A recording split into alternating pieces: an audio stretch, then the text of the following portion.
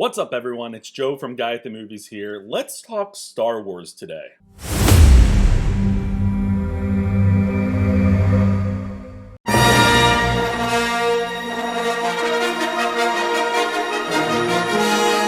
Hey y'all, thanks for joining in today. Let's talk a little bit of Star Wars, but before you do, make sure you're subscribed to the channel, like this video, and drop a comment at the end to let me know your thoughts. It's no secret that Disney Plus is the place where Star Wars is thriving these days. The movies are a whole nother ballgame. Today we're going to take a look at Kathleen Kennedy's reign over Lucasfilm since 2012 and try to diagnose the problem. Since Kathleen Kennedy took over in 2012, there have been 5 major films, 3 in the divisive Skywalker trilogy, 2015's The Force Awakens, 2017's The Last Jedi, and 2019's The Rise of Skywalker. And then there were 2 others, spin-offs if you will. We had Rogue One, a Star Wars story in 2016, and Solo, a Star Wars story in 2018. According to filmmaker Tony Gilroy, Rogue One was actually in terrible trouble, that's a quote, behind the scenes. This is madness. He had to step in late to make it work. Apparently there were issues with the script and issues just bringing the film together in post-production. There were also similar issues with Solo, a Star Wars story, only this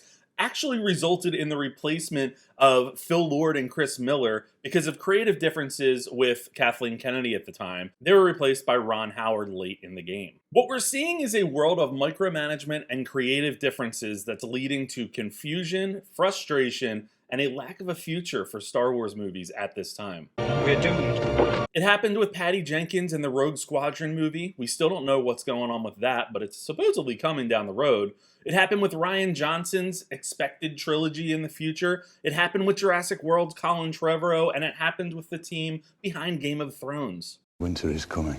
Now, aside from Taika Waititi, who has recently said that he's working on a script for a standalone Star Wars film that will introduce new characters and a different corner of the universe, he's still trying to crack that story, by the way. So that's not coming anytime soon, but we know that it's in the works. Aside from Taika's movie, there are no other films on the horizon for Star Wars, Rogue Squadron as an aside. Kevin Feige was once said to have been stepping in to direct the film, but we haven't heard much about that. Over on Disney Plus is a different story. Jon Favreau and Dave Filoni are delivering hit series after hit series. We got 2 seasons of The Mandalorian, which were pretty well received. Viewership was high. We got the Book of Boba Fett, which was kind of a mini season of Mando ultimately. And we got the Obi-Wan Kenobi miniseries, which has been pretty divisive in terms of how it was received, but I think there's some fun moments in there. Ultimately, viewership has been solid. Let's run down what series we're looking forward to in the future. We already know of Andor coming later this year.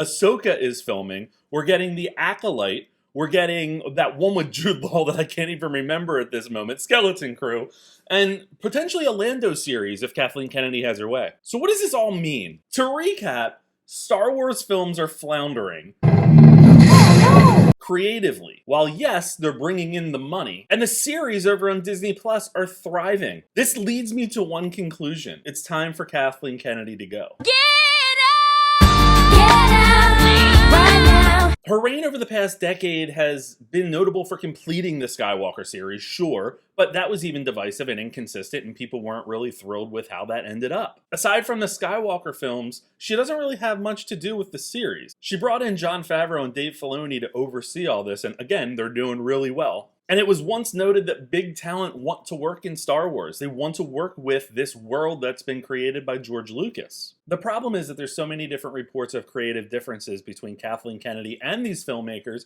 Creative differences, quite frankly, are running amok because of Kennedy. And as of the time of publishing this video, we don't really have a good future for Star Wars films. Nothing! There is simply no blueprint for where we are going, no creativity as of this time, and an unwillingness to step away from the characters that we're used to. Now, it's unfair to compare her to a Kevin Feige type because, of course, over with Marvel, he has the comics to rely on as sort of the backbone for whatever they want to do in the Marvel films. He can use the source material to really frame what's happening in the future. But arguably, Star Wars has that too. Star Wars has a lot of books. Star Wars has a lot of properties that can contribute to moving this whole series forward in film. I'm really tired of watching a beloved franchise like this really stumble, especially under Kathleen Kennedy's watch.